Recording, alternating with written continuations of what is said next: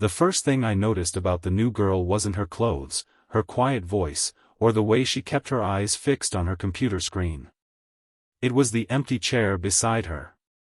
Every morning, our office filled with laughter, coffee, weekend stories, and casual conversations, yet somehow nobody ever sat there. By Friday, I realized she had spent 5 entire days surrounded by people and had barely spoken to anyone. Then, on Monday morning, I pulled that chair toward her desk, and what she told me afterward changed the way I looked at everyone around me. Before we continue, if you believe that one small act of kindness can give someone hope, please take a moment to like this story, share it with someone who needs encouragement, leave a comment, and subscribe to the channel. Sometimes compassion arrives in the simplest form: a chair pulled closer, a hand offered, or a person choosing not to walk away. Her name was Grace Bennett, and she had recently joined our accounting department in a busy office building in Columbus, Ohio. She was probably in her early 30s, with a calm face and a nervous habit of organizing everything on her desk perfectly. She arrived before almost everyone else and left after most of us. At first, I assumed she was simply shy. But as the days passed, I began noticing little things. When coworkers gathered around the coffee machine, Grace would quietly step away. When lunch orders were being placed, nobody asked if she wanted anything. When someone made a joke across the room, she smiled politely even though she clearly wasn't part of the conversation. It wasn't open cruelty. That almost made it worse. She was simply being overlooked, as if she had become invisible without anyone deliberately deciding to make her that way. I was going through a difficult season myself. My father had recently passed away, and although I had returned to work, I still carried grief quietly inside me.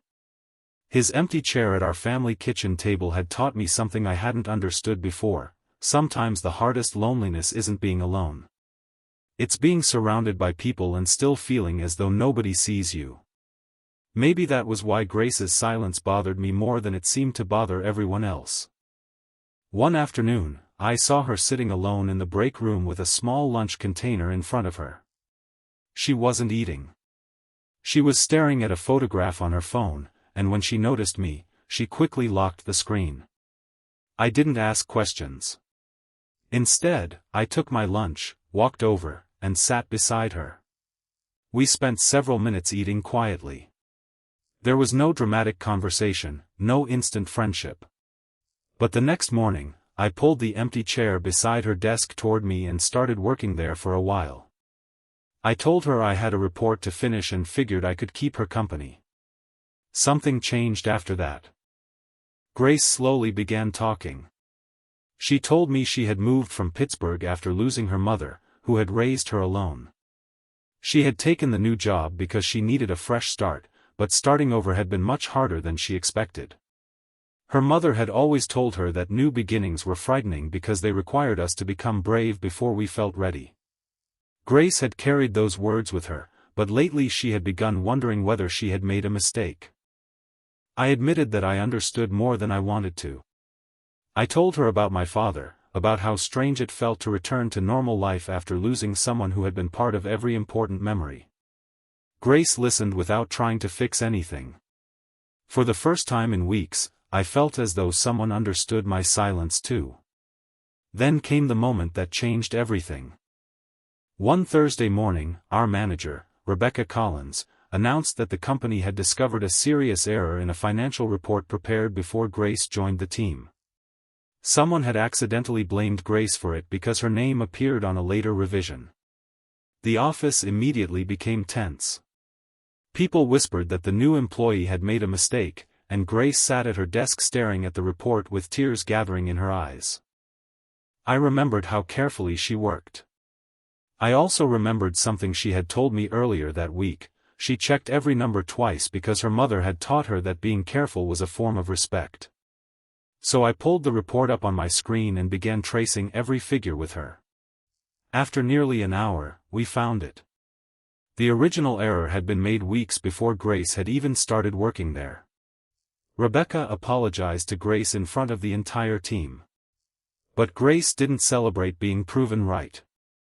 Instead, she quietly said that she hoped nobody else would ever feel as alone at work as she had during those first weeks. The room went silent. That sentence stayed with everyone.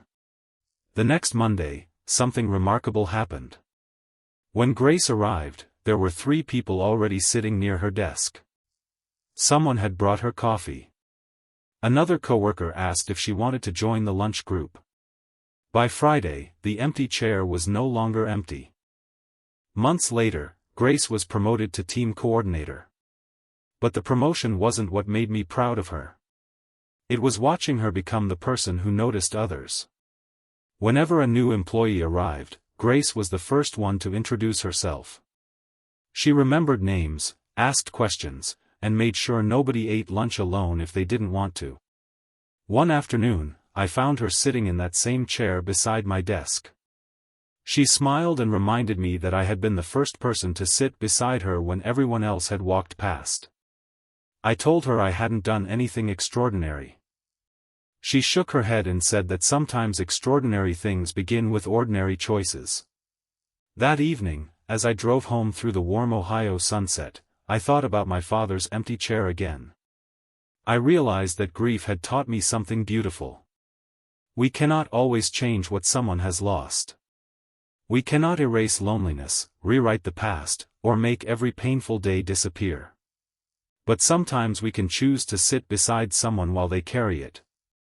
If this story touched something inside your heart, please support it with a like, share it with someone who may need a little hope today, and stay connected to the channel for more stories about kindness, courage, and second chances. And before you leave, I want you to answer one simple question in the comments. Have you ever experienced a small act of kindness that you never forgot? Because somewhere right now, there may be a person sitting alone at a crowded table, waiting for someone to notice them. And maybe all they need isn't a perfect speech or a grand rescue.